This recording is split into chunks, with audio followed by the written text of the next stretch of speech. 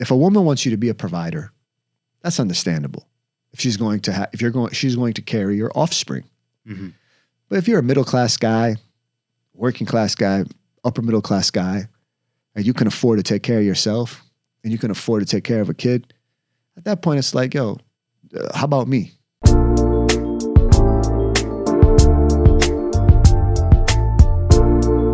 Tell me about the videos and how you guys met, and he was watching some of your videos. And this guy freaking walks in and well, he had some more other issue. We're not gonna discuss that. Sure. But whatever. No, he comes in and then at the end of it, he goes, "You mind if I record a video right now?" And I'm like right now? He's like, "Yeah, really quick, you know." I'm like, "All right, cool." And then literally, but I had already seen his stuff before. When I saw his face, I'm like, I've seen it. In fact, the first thing I told you was like, I know your face from somewhere. You went into his workplace, right? Like my workplace environment. Yes. Yeah. Okay. Once upon a time. Yeah. Could have been many moons ago. We don't know. We have to be a big. But he did. He walked in. He had to do some stuff. Didn't have the greatest experience, but then he sat with me and we just started talking. I'm like, I think I know you. He made it a good experience, though. Yeah, he did. Yeah, this guy. Where was this? It was at a workplace environment. Yeah. Many moons ago, maybe. We'll just never imagine. know. Oh, okay. We don't know. Yeah, just imagine like one worker was rude, and then he was just great. a gentleman. Yeah. That was me. That's it. Could be anywhere. Yeah, hurry up and take pictures. This is a good part. I got to keep this part in, so take pictures. Hurry up. I want to make sure this part stays in. No, but yeah.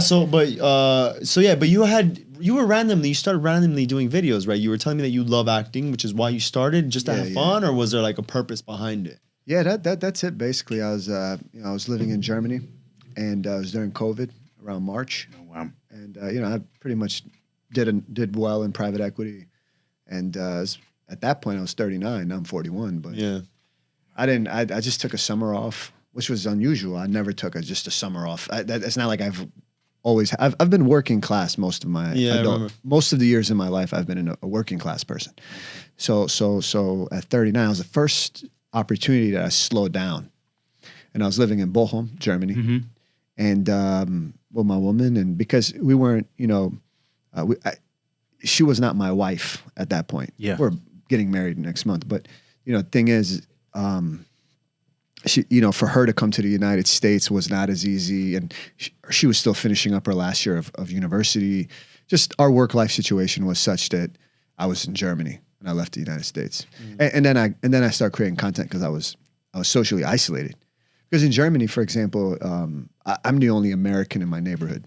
So, for example, they have a strong preference to speak German in social situations. So if you can't speak German, now I have a tutor, I'm learning, but I'm just saying, like, you just become more and more isolated, So I start creating content on TikTok, and then the videos just start going viral. What was the first one? What was the first video that you did that you're like, damn, like the good one, the first viral one that you're like, yeah, I didn't think this was gonna happen. Yeah, because you just did it to have fun. Like, how did that? Like, you just started posting, but then there must have been one that was like, we're going now. Yeah. Go ahead. Yeah, I'll figure out how to cut her out after it. Alex, you get paid good money. Do it. Cut her out. Kidding. Yeah. So basically, the first one I had was about it was a comedy about someone that's a con man, and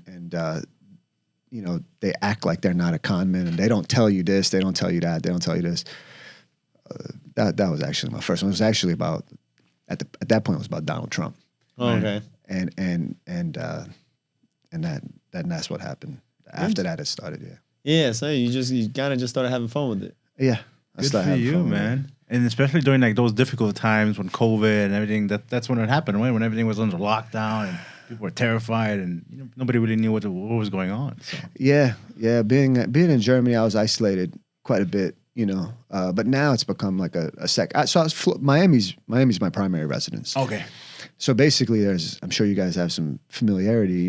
There's something called the 183-day rule, where if you're basically in the state, that's your tax domicile within the United States. I'm not giving tax advice. I'm not a CPA. Yeah. I'm not an attorney. I'm just saying my own situation. I'm just talking about my own situation. So that 183 days, by staying here in Florida, I get state residency here. I avoid my state taxes, right? But in addition to that, on a global level, the United States is where my tax domicile is as well. So I don't have an additional tax obligation to do filings in Germany. And the tax rate for someone that's high income in Germany is significantly higher than the tax rate that I have here in the state of Florida. Prior to this, I was a New York City resident, and the taxes there were even higher. Now, the thing is that in Germany, the taxes are higher, but you actually see where your money is going. Like you can actually feel it. Like you can, I think on a macro level, you can feel that people are not as on edge as here. Like for example, here in 1 week, I see more homeless people than I did maybe in 6 months in Germany. Yeah. My fiance, my wife in a few weeks, she went to a top tier university on a global level, one of the top tier universities on earth. Okay. She paid about $1,800 for the whole year. And that includes trains. Train. Yeah. The railway. Subway. Yeah. It's insane. It's insane, right? Yeah. But and also, you know, the people that work at the gas station, the people who are your waitress, they also get excellent public health care. It's way better than what we have here in the United States. So it's just the country they just take care of their labor. That's what they call it over there, labor. You know, we call it working class, but the labor is that they take care of them. And I think because of that, you have a safer country, you have a higher standard of living. And I just think that it takes the edge off the brutality of capitalism. Now, I don't think we can do that here because we have so much dark money in our elections. Yeah. You know, the Democrat and Republicans, they take so much of that dark money that it's hard to even distinguish between the two, maybe behind closed doors with corporate interests. Yeah. In Germany, though, they have more trustworthy elections. It's more legitimate almost, you know. It's legitimate elections, you know, kind of where here it's essentially bribes what they're doing. It's just that's what it is. These campaign donations, lobbying. That's what just a glorified term for bribes. If a company gives you like $100,000, $1 million, why would they do that? You know, and not to get too off topic, however, but I think you brought it up, so I think it's a good point to bring. Like, like in other countries, I lived in Germany for 16 years, and I have friends there and stuff like that. And no country's perfect, but like here in the political sense spectrum, this country has a lot of things that it needs to correct. You know, and getting money out of politics is I think was one of the first steps that you have to do. But obviously, I don't think it's ever going to happen. I don't know if you. Yeah, you know, it's interesting since you lived in Germany as well. We both lived in the United States and Germany, right? Yeah. So I would say one thing. I was talking to someone about this at the swimming pool yesterday. So the conservatives, my dad moved to Canada about 10 years ago. Okay, so I'm about to just put this into perspective. All right, so my dad lives in Canada. I live in Germany and the United States. Yeah. Now you have conservatives who are patriotic and love their country in Canada, in Germany, and in the United States. It's not like we are the only ones that have conservatives. You have conservatives in other countries. Yeah, in every country, yeah. Right? Yeah. But here's where the American conservatives are not like the Canadian conservatives or the German conservatives. They are okay with not getting, for example, healthcare. Whereas in Germany and Canada, it's not even a conservative or a liberal thing. Quality of life, it's human standard. There's no, it doesn't.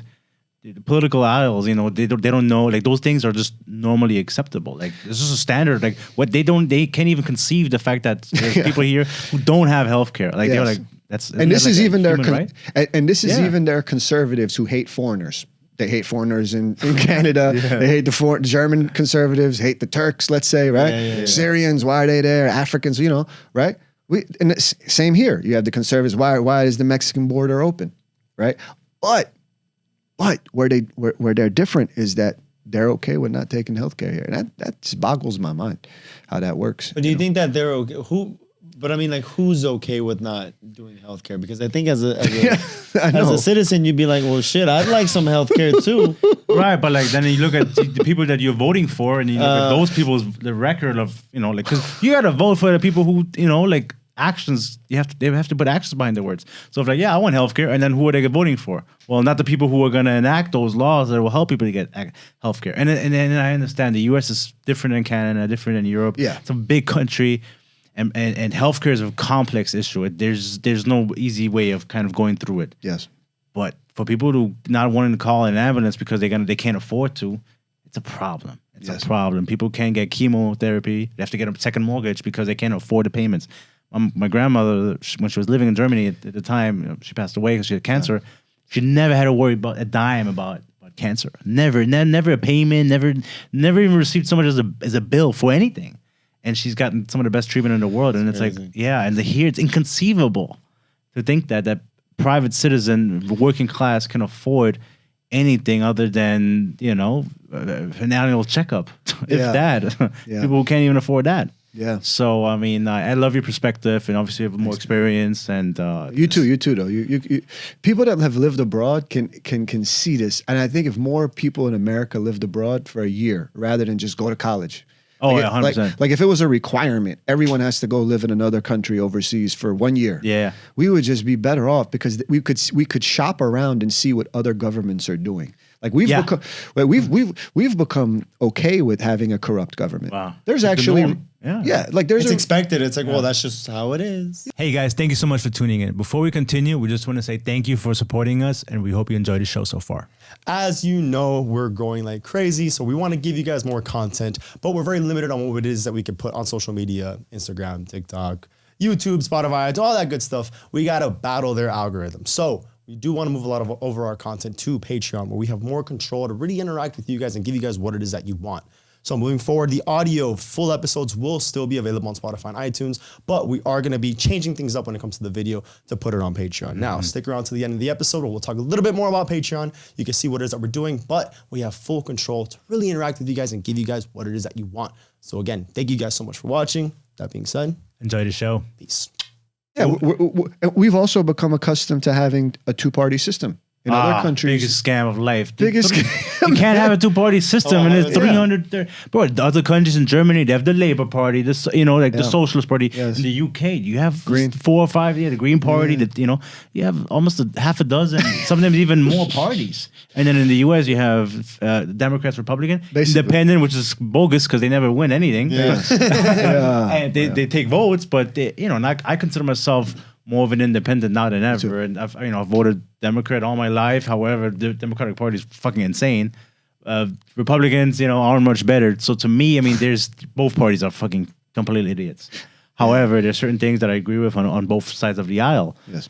However, a two-party system to me is not. It's just outdated. You think it's too limited? Yes, because it's just like they hold too much power, and maybe you think this different. Maybe I'd love to have your perspective, but I just think they hold too much power for us to kind of navigate through it. And there's 330 million people. How can we all align ourselves for just two parties? Yes. It just doesn't make sense. And so maybe you think differently, but yeah. So that's just my perspective on it. Yeah. Well, in 2016, I read Our Revolution by Bernie Sanders, and now today I have way more support from conservatives and Trump supporters on my political views. But the truth is, I don't think a lot of people believe me when I tell them. I say I actually voted. I supported Bernie Sanders.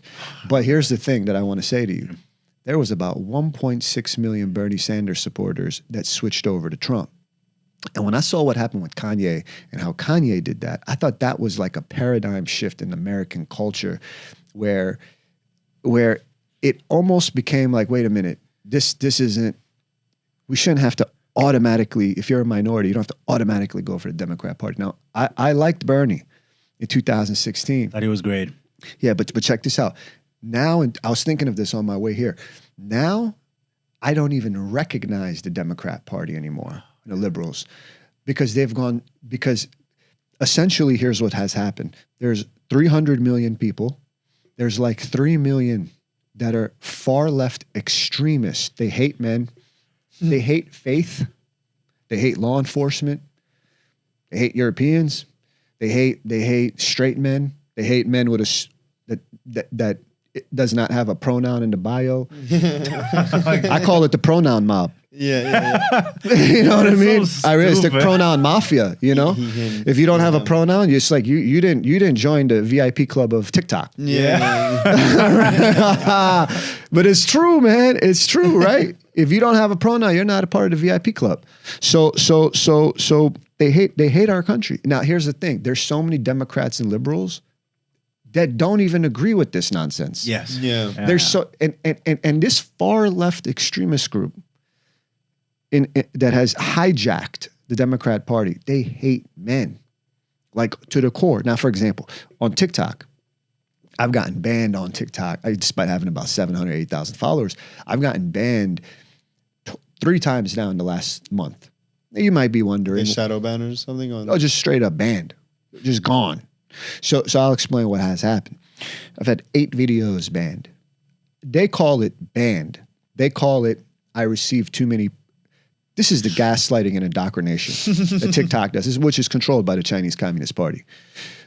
They say I got too many community guideline violations. Yeah. I was banned. Now watch the language. I'm guilty, right? I got banned. I did violations. In reality, what has happened is I was silenced. Yeah. Silence doesn't sound as nice as banned. Banned makes them look good. Yeah, I'm banned. I'm guilty. Banned. He did something wrong. You did something and you shouldn't have done. Right. You should have known better. And TikTok is silencing anyone that is opposing. Basically, what the Chinese Communist Party has done, it's genius. They have this very popular app.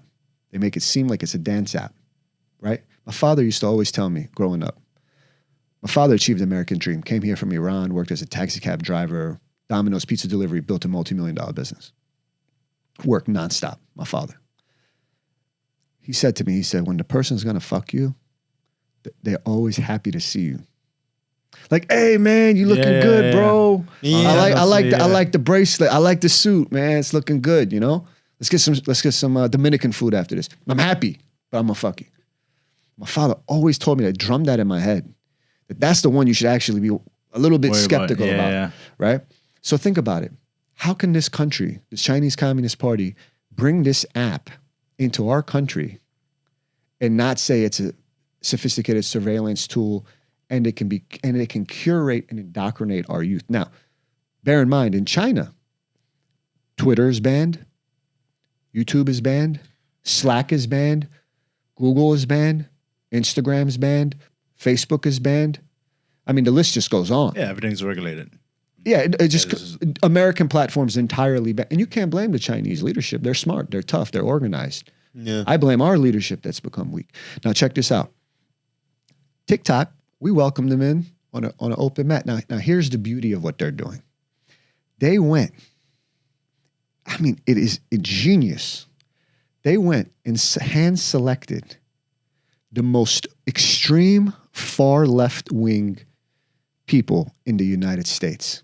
Like that guy Kaduzzi, who's a community management, and Vanessa Papas, who was a former CEO and now COO. They don't even represent the mainstream of Democrat. Right. They represent an extreme far left wing. Okay, now you might be thinking, okay, well, why are they collecting data? That's not really an issue like the FCC bar just made it is bipartisan. Amy Klobuchar, Marco Rubio, Jim Jordan, several Republicans and a Democrat have been pushing this initiative of getting TikTok banned from the United States. Now watch this. They went and got the most extreme far left wingers to be in management positions. And you combine that with the fact that they're collecting surveillance on, let's say, 100 million handheld devices and all that information, which goes to China, despite testimony from a TikTok executive saying, essentially, we will not distribute that data to China. It still was going to China until this BuzzFeed article that came out. Now, hey, this gets even more interesting.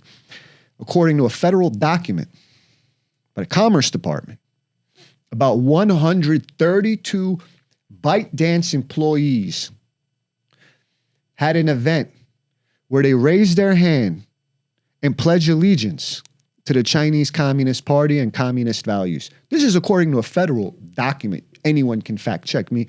Literally in Washington. This was not a newspaper. It was not a conspiracy website. It was a federal document, federal investigation.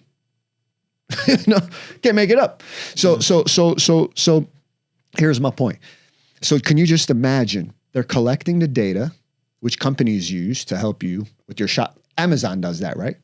So they can read you. Google, machine learning algorithms. Yeah, every right? website does it. Okay, so that's level one. So they can just say, oh, who gives a fuck who cares if they know where I go shopping? Okay, it's not that innocent though. So they take that information, they have it in Beijing. American employees have to ask for permission to get this information from Chinese Communist Party members in Beijing who have access to everything that's going on. They have two basically data centers, one in Singapore, one in Virginia. Chinese Communist Party members have access to everything. They have the right in their laws, Chinese Communist Party laws in China, that they have access to everything. There's no negotiation. So when they say, as we see fit could be every hour. There's no negotiation. And they booted this actual founder of TikTok, which is incredible. They completely kicked him out. Same way with Alibaba. Now watch this. Then what do? So that's this is a multi-layered, highly sophisticated tactic, what they've done. It's a Trojan horse. So now they have what? All our data being sent to Beijing. Number 2, they install the most extreme far left who represent, let's say, 3 million people in America, 5 million people in America. You have 300 million people in America. Most Americans are pretty moderate. Yeah. Most Americans have friends that are Democrats and Republicans. Most Americans actually like our country. You know what I'm saying? You know what I mean? Yeah. But now you have this far, far left group and you have this far, far right group that just hate each other, right? But watch this. But here's what TikTok does that Instagram doesn't. Here's what TikTok does that Twitter doesn't. At least on Twitter and Instagram, the far left and the far right, all right, guys, go fight. Equal. Somewhat equal. There's biases, yes, but it's somewhat equal. TikTok's not like that. TikTok's saying, we're going to put in the extreme far left. Not only do we have your information, your intelligence, your data, but we're going to curate the FYP. And when we start curating that FYP, we can silence any opposition. If you go on TikTok right now, anyone listening, and you type in CCP, you know what? You're not going to find one bad video about it.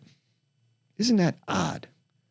Now, if you go on TikTok, you can find something bad about Trump and Biden. Yeah. But you're telling me 300 million Americans, not one person has made a video.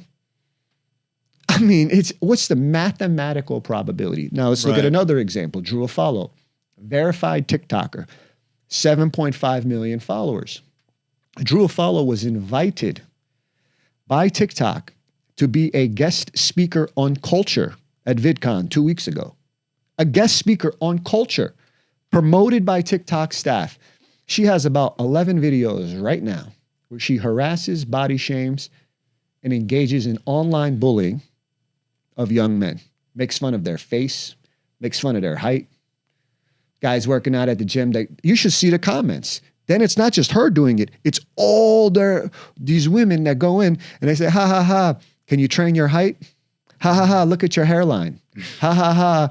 They just destroyed these men to the point, and then guess what they do? They celebrate when the guy closes his account.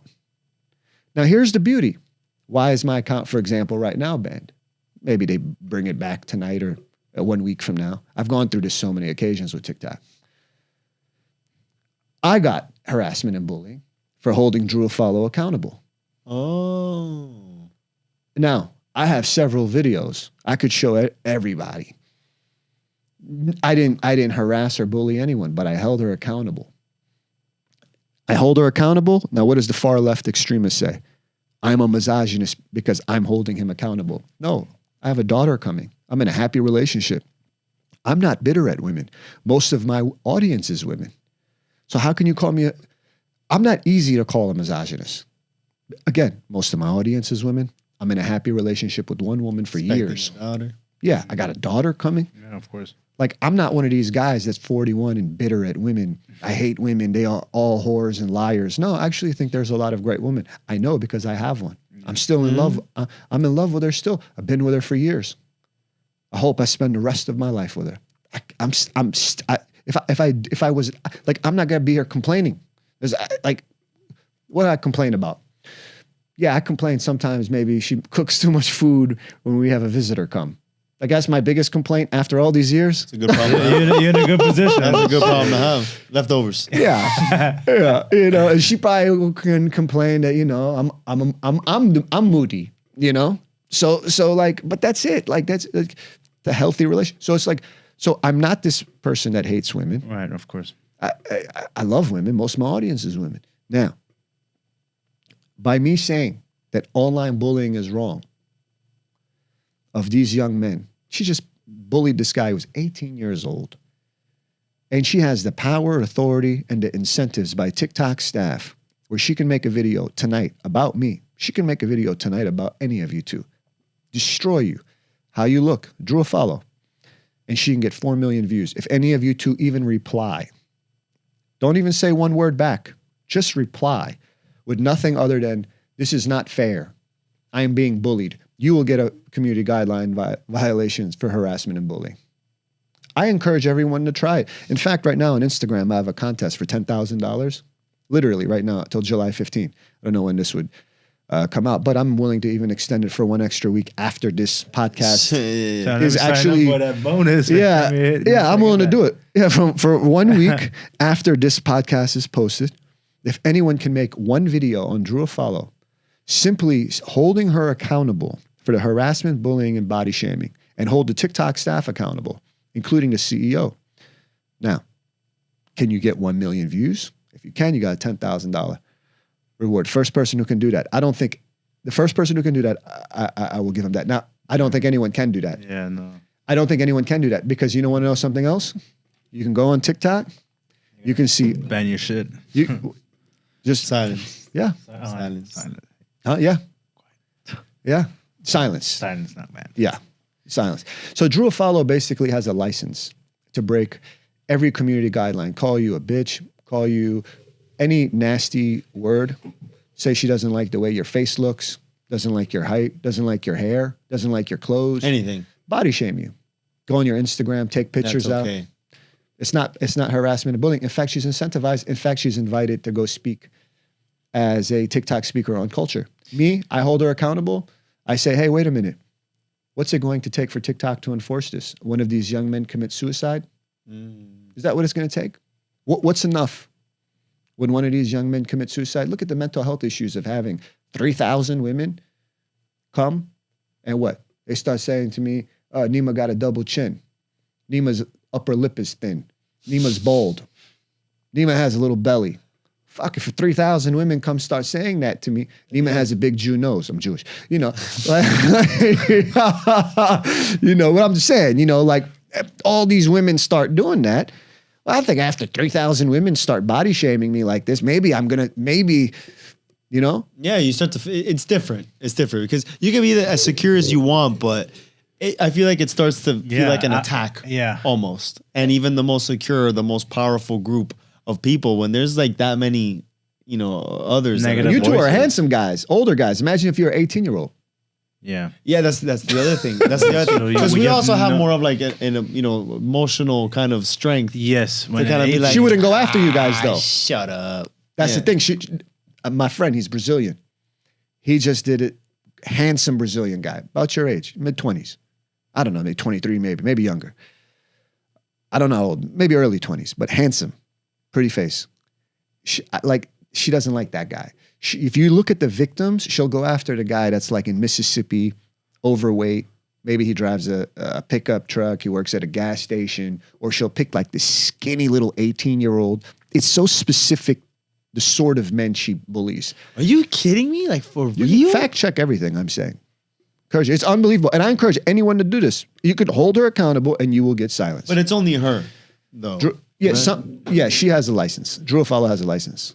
So fucked up. I think the bottom line is you have to realize that yes, TikTok is owned by Chinese government, and we can only control so much. And you know, you've used it as a tool for you, for your career, for your business, and you have to see it for what it is. It has helped us. You know, it has tremendously. It's a double-edged sword. Double-edged sword, yes. Because we've grown tremendously through TikTok.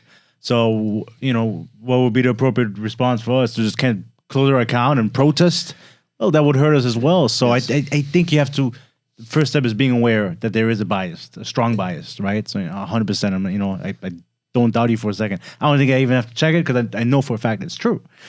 However, there's only so much you can control as an individual, and you have to realize, every app is collecting the data. Difference is TikTok is owned by the state of China. Where's the data Genau. going? Exactly. Genau. So you have to ask yourself, am I comfortable with this? If the answer is no, then you have to remove yourself from that platform. It's not a platform you need to live. It's we were doing fine without it, and we will do fine with We'll survive with it. we'll survive without it. And every app has a life cycle. And at some point, TikTok is gonna be Snapchat, where nobody is gonna use it. It's just gonna be a matter of time when. Snapchat. Yeah, nobody uses this shit anymore. So at some point, I think unless TikTok is not immune to the ups and downs of people's attention span and cycles of technology, there's gonna be another wrap. Hey guys, thank you so much for watching this episode. If you enjoyed this content, please head over to Patreon where you'll be able to watch the full episode, get exclusive content, and watch all of our episodes at an earlier time. Yeah, so Coffee Breakup started, being a short little break within your day, whether morning, afternoon, night, for you to get, your information, 30 minutes, nice and easy. But obviously, as we're expanding, more guests, more episodes, longer episodes, we want to make sure that we can put that in a little space for those who really want to enjoy those episodes. So head on over to Patreon where you can subscribe for a small little fee. It'll help us continue expanding our business and giving you that same content that you guys really want to follow us for. So again, thank you guys so much for everything. We couldn't have done it without you. But again, head on over to Patreon, check us out, see if it kind of tickles your fancy, and We appreciate your support. Yeah, we love you guys. Thank you guys. Later. Ciao.